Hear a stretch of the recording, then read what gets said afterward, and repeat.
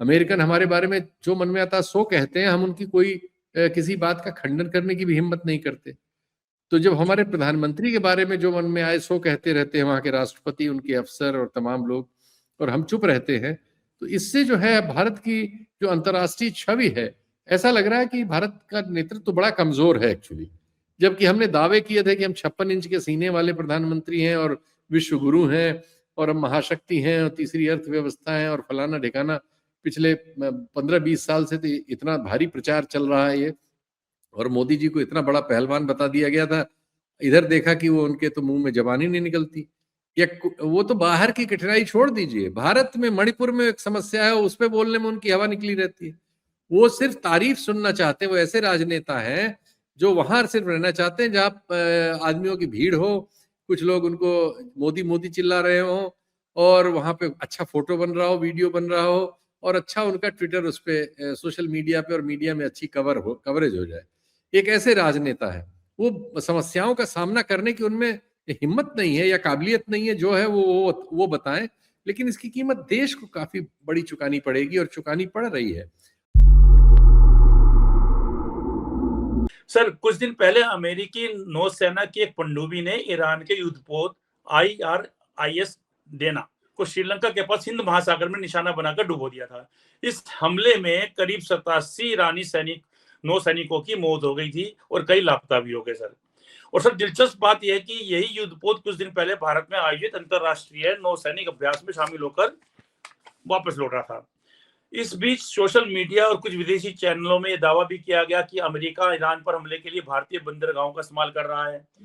लेकिन भारत के विदेश मंत्रालय ने इन दावों की फेक और बुनियादक बनाते हुए, यानी कि बताते हुए, फर्जी बताते हुए इनको खारिज कर दिया। दूसरी तरफ खबर आई है कि एक और ईरानी जहाज को तकनीकी समस्या के कारण भारत के कोची पोर्ट पर मानवीय आधार पर शरण दी गई है। उसमें करीब 183 नाविकों को अस्थायी सहायता दी गई है। तो सर, क्या भारत का स्टैंड अब बदल रहा है? नहीं, निश्चित तौर पर जो पहली घटना हुई है वो देना नाम का जो जहाज है, जो विशाखापत्तनम में हमारे एक समारोह में आया था, और वो है तो सैनिक जहाज, क्योंकि नेवी का ही वो सम्मेलन था, लेकिन वो इस समय युद्ध की तैयारी से नहीं आया था। वो एक सांस्कृतिक किस्म के कार्यक्रम में भाग लेने आया था, तो हमारा मेहमान था। और वो चूंकि वाइजाग में ये मामला हुआ था, दूसरी तरफ हमारे बंगाल की खाड़ी के इलाके में ये कार्यक्रम हुआ था, तो वहां से जब वो जा रहा था तो लंका के नीचे से जब घूम रहा था उस समय उसको मार गिराया टारपीडो से अमेरिकन सेना ने। अब ये जो है बहुत ही बुरी बात की गई अमेरिका द्वारा।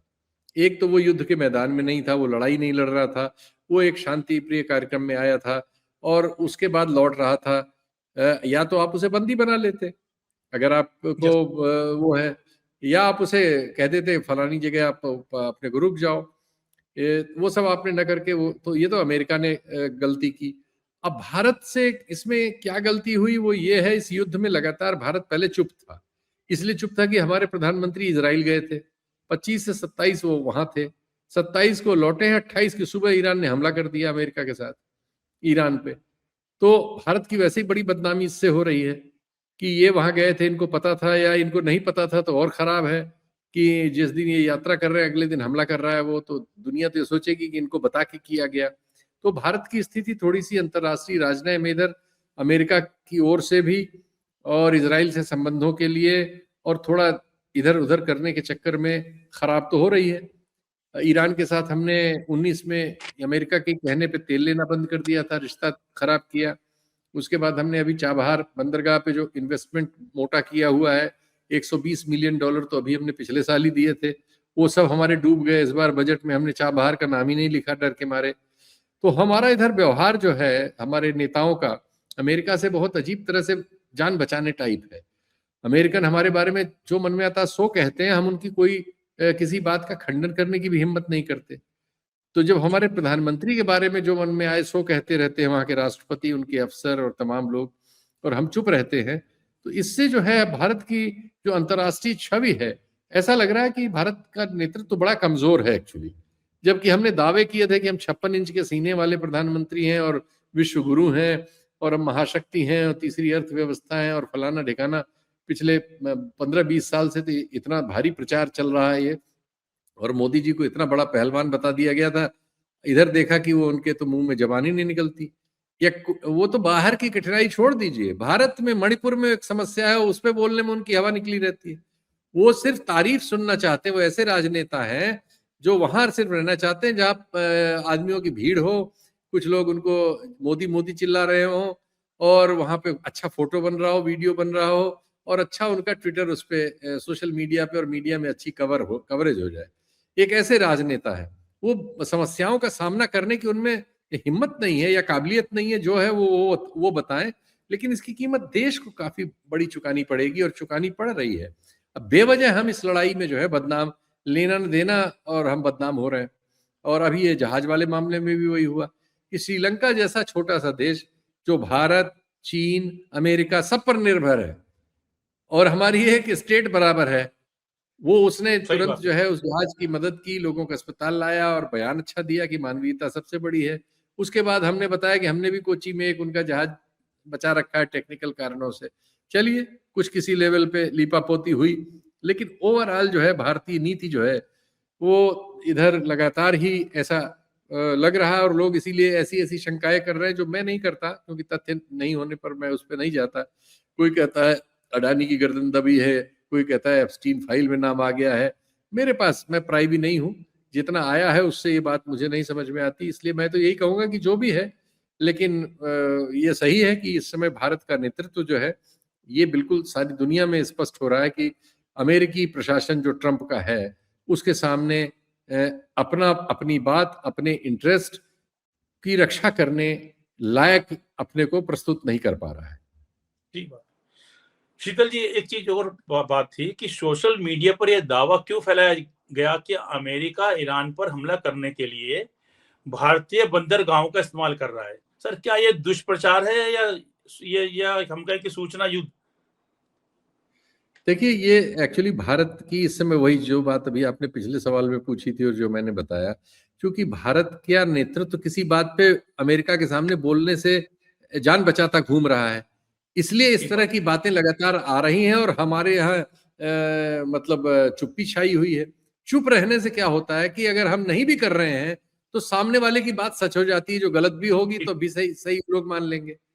हमें ठीक बात है। तुरंत इस पर बयान देके उसको खारिज करना चाहिए अगर हमारा कोई रोल नहीं है। हम ऐसी चीजें क्यों अपने ऊपर लपेट रहे हैं जिससे भारत का नुकसान होगा, हमारे अंतर्राष्ट्रीय रिश्तों का नुकसान होगा। हम मतलब क्यों ऐसा हम तब्बू व्यवहार कर रहे हैं? हम तो आज बहुत सशक्त हैं। आज से जब बहुत कमजोर थे, तब हमने 71 की लड़ाई में अमेरिका, ब्रिटेन सब तो आ गए थे, सातवां बेड़ा लेके। तब हम नहीं झुके, न डरे। हम अब क्यों झुक और डर रहे हैं, जबकि हम दावा करते हैं कि हम अब बहुत बड़े हो गए हैं, अर्थव्यवस्था हमारी बड़ी स्ट्रांग है, तीसरा नंबर है, और हम बहुत महाशक्ति हैं, और हमारे बिना कोई दुनिया में फैसला नहीं होता। और जब हमारा नाम लेके कोई कह रहा है, तब भी हमारे मुंह से बोली नहीं निकल रही है।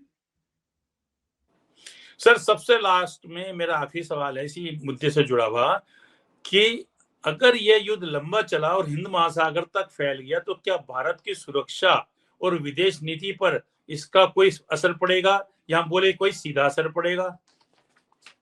भाई, सीधा असर तो हमारी महंगाई पड़ेगा बहुत भारी। अभी देखिए, एलपीजी के दाम बढ़े हैं। मोरबी में सारी जो फैक्ट्रियां हैं, 100 के आसपास उन्होंने प्रोडक्शन बंद कर दिया, 400 के आसपास आधे प्रोडक्शन पे चली गई हैं। हमारा जो इधर दक्षिण के इस तरफ जो बंगाल की खाड़ी में जितनी हमारी रिफाइनरी हैं, क्योंकि सब गल्फ के तेल से, कच्चे तेल से चलती थी।